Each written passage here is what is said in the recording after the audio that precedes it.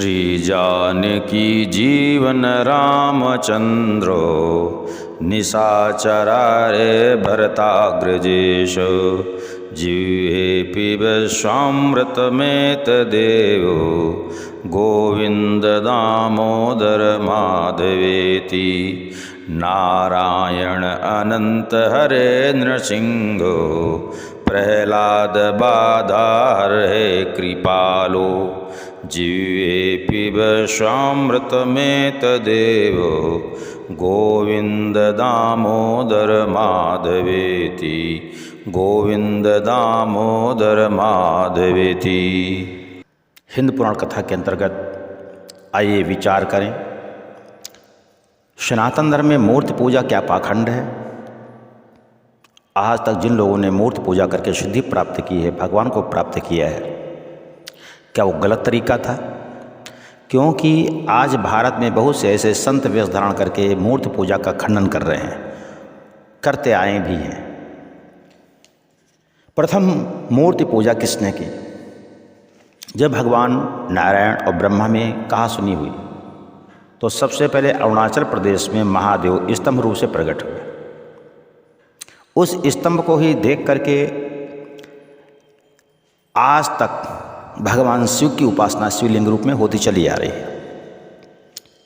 उसी जलते हुए स्तंभ में भगवान महादेव साक्षात दिखाई पड़े। उन महादेव को देख करके ब्रह्मा विष्णु दोनों ने उनकी उपासना की। तब से भगवान शिव की उपासना करने के लिए शिवलिंग स्थापित होता चला आ रहा है। भगवान नारायण ने आदिकाल में शिवलिंग की स्थापना करके उनकी पूजा करके सुदर्शन चक्र प्राप्त किया था।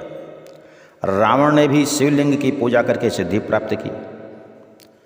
भगवान राम ने शिवलिंग स्थापित करके भगवान महादेव की उपासना करके रावण को जीता। देवी गौरी ने भी भगवान महादेव की शिवलिंग की पूजा करके महादेव को प्राप्त किया था। देवी कमला ने महादेव की उपासना करके नारायण को प्राप्त किया। भगवान श्री कृष्ण ने उपमन्यु को गुरु बनाया, शिव उपासना की दीक्षा ली और शिवलिंग स्थापित करके भगवान महादेव की उपासना की थी। जाम्बती को पुत्र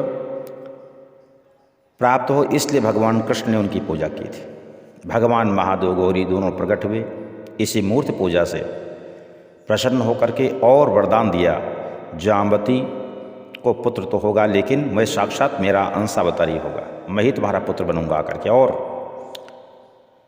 प्रत्येक रानी के तुम्हारे 10 पुत्र होंगे, हर पुत्र के भी 10 पुत्र होंगे। ये भगवान शिव ने वरदान दिया था। ये मूर्ति पूजा का प्रभाव था। देवी भागवत में देवी स्वयं अपनी साकार मूर्ति पूजा का विधान हिमवान से कह रही हैं। भागवत महापुराण में श्री कृष्ण उद्धव को साकार उपासना की प्रेरणा दे रहे हैं। यदि मूर्ति उपासना पाखंड है तो वेद में प्राण प्रतिष्ठा के मंत्र क्यों? मूर्ति उपासना का खंडन करने वाले क्या इन उपरोक्त महापुरुषों से अधिक ज्ञानी हैं? यदि ज्ञानी हैं तो केवल वेद मंत्र का उच्चारण करके ही परमात्मा को प्रकट क्यों नहीं कर देते? मीराबाई ने भी मूर्ति उपासना करके ही भगवान श्री कृष्ण को पाया था, और उसका प्रत्यक्ष प्रमाण ये है कि राणा ने जब उनको जहर भेजा था पंचामृत कह करके, तो राणे भेजिया जहर पियाला इमृत कर पी जाना, डबिया में भेजिया काल भुजंगम शालिग्राम कर जाना। क्योंकि मूर्ति पूजा के प्रभाव से ही भेजा गया विष पंचामृत हो जाता है, भेजा गया काला नाग शालिग्राम बन जाता है। ये मूर्ति पूजा का ही प्रभाव था।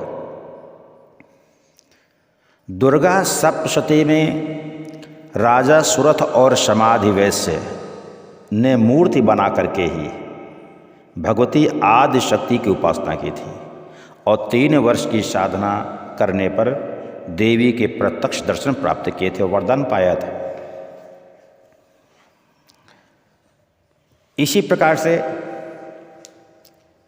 1528 में बाबर ने ग्वालियर में जैन प्रतिमाओं को तोड़ा,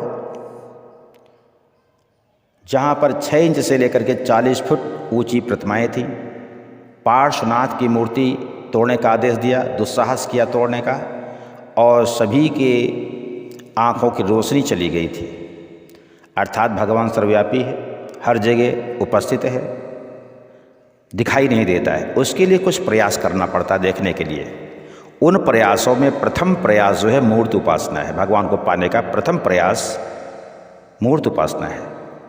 जिस प्रकार से कोई विद्या प्राप्त करने के लिए प्रथम प्राइमरी क्लास होता है कि छोटा बड़ा पढ़ाया जाता है, इसके बाद ही सभी शास्त्र आप पढ़ सकते हैं, क्योंकि सभी शास्त्रों में वही अक्षरों का प्रयोग किया जाता है। ये अक्षर आप प्रथम नहीं पढ़े तो कोई भी डिग्री डिप्लोमा आपको प्राप्त नहीं हो सकती, आगे की पढ़ाई नहीं कर सकते। इसी प्रकार परमात्मा को यदि पाना है तो सबसे पहले मूर्ति पूजा ही करनी होती, क्योंकि निराकार उपासना करने वाला का ध्यान एकाग्र नहीं होता है। मूर्ति जहाँ स्थापित है वहाँ ध्यान तुरंत ही एकाग्र हो जाता है, प्रेम की प्राप्ति होती है। जिस समय आपको भूख लगेगी भगवान को भोजन कराएंगे, स्नान करने बाद तुरंत स्नान कराने जाएंगे, भगवान को सुलाएंगे, तो ये भाव आपको जो प्राप्त होगा सिर्फ मूर्ति पूजा से ही प्राप्त हो सकता है। निराकार उपासना करने से ये प्रेम के भाव आपको प्राप्त नहीं हो सकते। भगवान को प्रेम से ही, भक्ति भाव से ही पाया जा सकता है हर जगह। जिस प्रकार से कमरे में हर जगह हवा होती है लेकिन तेज़ नहीं चल रही, पंखे की मदद से उस हवा को तेज़ कर दिया जाता है, हवा को प्राप्त किया जा सकता है। हर जगह पृथ्वी में जल है लेकिन ऐसे जल नहीं मिलता है, उसके लिए बोरिंग करनी पड़ती है, प्रयास करना पड़ता है। इसी प्रकार से परमात्मा हर जगह है, सर्वव्यापी है, ऑल प्रेजेंट है, लेकिन उसको पाने के लिए कुछ प्रयास करने पड़ते हैं। उन प्रयासों में मूर्ति पूजा भी एक सफल प्रयास है। मूर्ति पूजा से ध्यान एकाग्र होता है। इसी प्रकार से खजुराहो में चंदेरा राजा हर्षवर्मन के द्वारा बनवाया गया मंदिर मतंगेश्वर महादेव मंदिर, जो शिवलिंग 9 फुट ऊंचा है, 9 फुट गहराई में भी है, 4 फुट उसका घेरा है। औरंगजेब जो हिंदुओं के मंदिर से बड़ी ईर्ष्या करता था, तोड़ने के लिए जब गया तो वहाँ बेहोश हो गया। बेहोशी हालत में कुछ उसने समझा और जब होश आया उसको, तो जब बेहोश होश आने पर आदेश दिया कि इस मंदिर का जो भी खर्चा आता है पूजा में वो शाही खजाने से किया जाएगा।